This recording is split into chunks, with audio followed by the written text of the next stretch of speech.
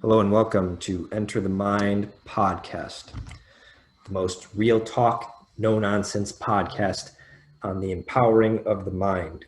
Why enter the mind? Because it's that room in your house that's been there all along that you've never gone into.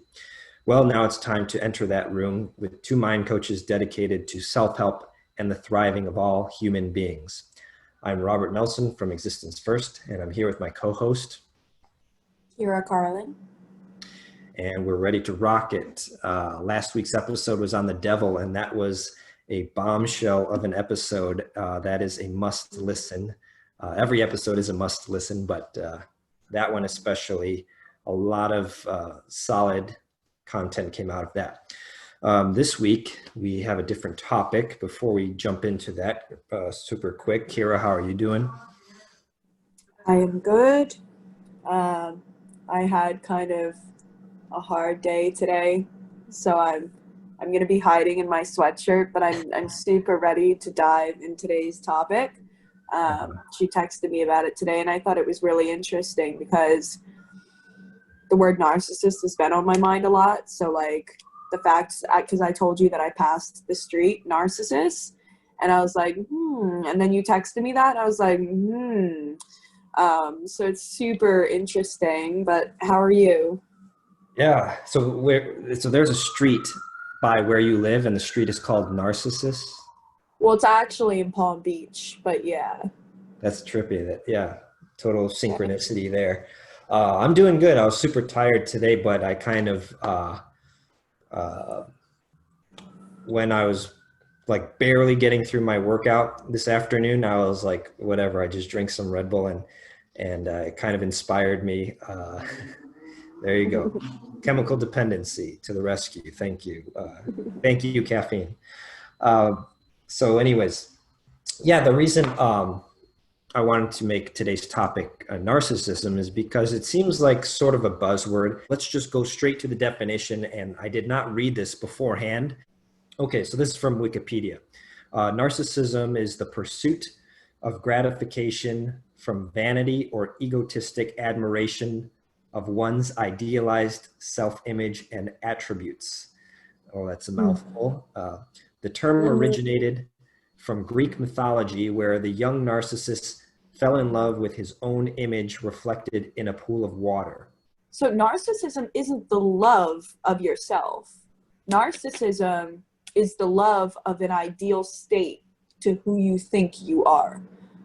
Yeah, I caught that. I think that was in the beginning. Egotistic admiration of one's idealized self-image. Yeah. And then that was at the beginning. And then at the end, they say, except in the sense of primary narcissism or healthy self-love, narcissism is usually considered a problem. So healthy self-love is one thing to look at. And I think that's an interesting dichotomy. Or it's really important to like value yourself, right? But then it's very off-putting when we run into somebody that we think values themselves like too much. I think it's like loving yourself obviously is totally fine. Like self-love is very, very good, but so I've definitely dealt with a few narcissistic people in my life, and narcissism is like they don't hear anything you're saying. Like I said, I've dealt with a narcissist before, like a very, very bad narcissist, and it seems that what they do is they like having emotional control over you. I guess because that's their ideal self. They like to feel like they're in power. So not only do they like having emotional control over you, but they feed off of your emotions. Why do you think narcissism is so popular these days, or people are talking about it a lot these days? I think that a lot of us are hurt. I think that like humans are just kind of like hurt, and they're looking for a way to make themselves known. They're looking for some sort of identity, something that they haven't found yet.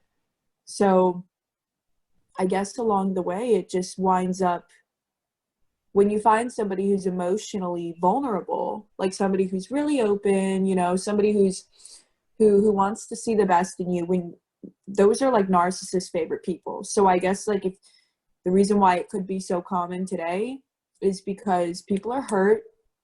People have been hurt so many fucking times. So they're like, all right, well, I'm just going to feed on this emotionally vulnerable person. And that's fucked up. I'm just saying that's just fucked up. So I think that's something that we need to be aware of, and we need to be able to guard against that. And I had this whole series of lectures over the last 6 months or so called spiritual self-defense, because I feel like we need to really defend ourselves against people like that, people like you just talked about. Right? So it kind of relates to like what we were talking about last week, or I don't even know if that was me and you. I honestly might have said it on my story, but I remember it. So like it's like if you're not fully here, then you can't hear anything. That's the truth. Like all you really hear is illusion. You can't see anything, you can't taste anything to what it actually tastes like unless you're here.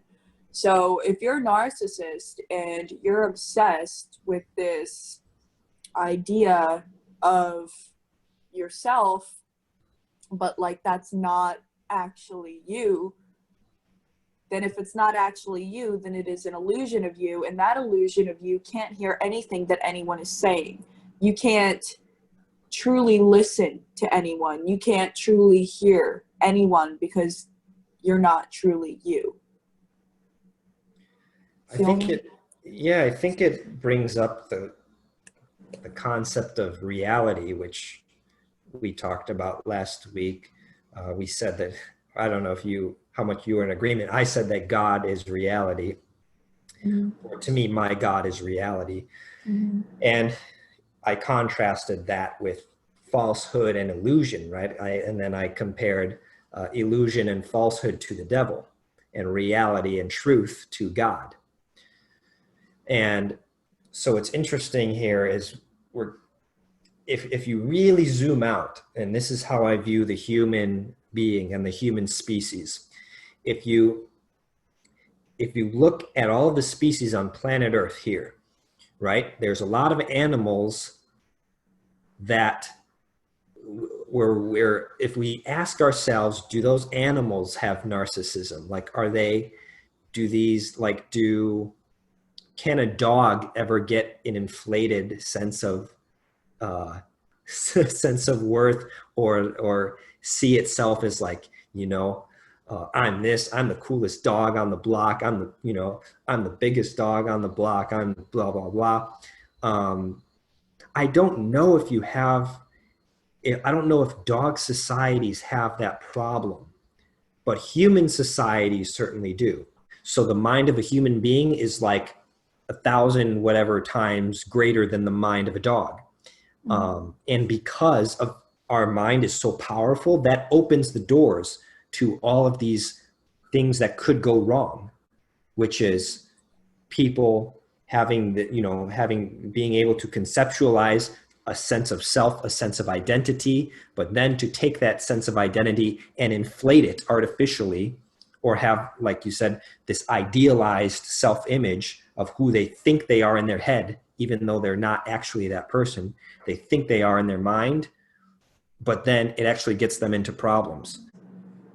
If a dog could, what would that dog be thinking?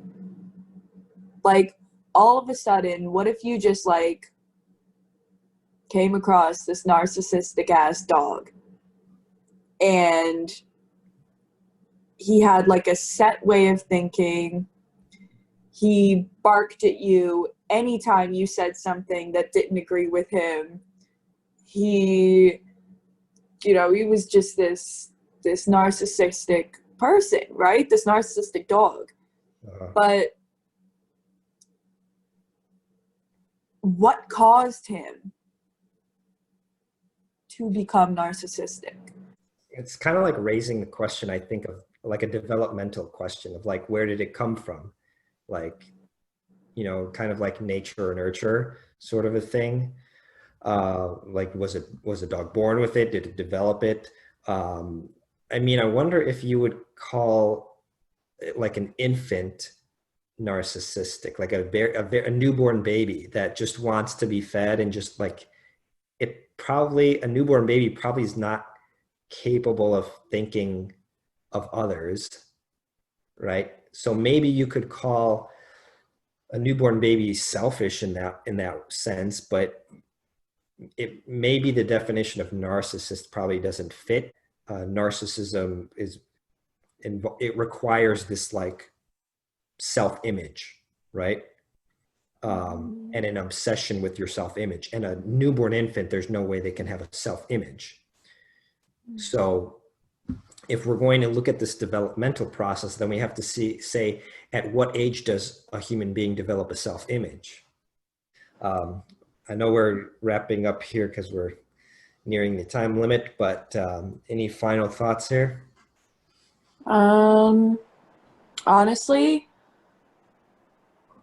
first of all, thank you everyone for listening. I'm so grateful for you.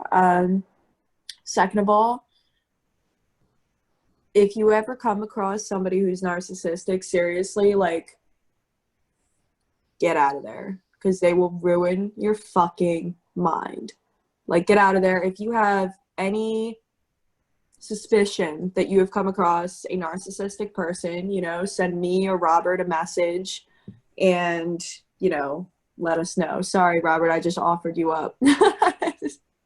I offered you up, but yeah, we'll see if we can help. So sounds good. Yeah, we got to protect ourselves out there and protect our minds as well. So I think we did it for this week's episode of Enter the Mind. We'll see you guys next Monday.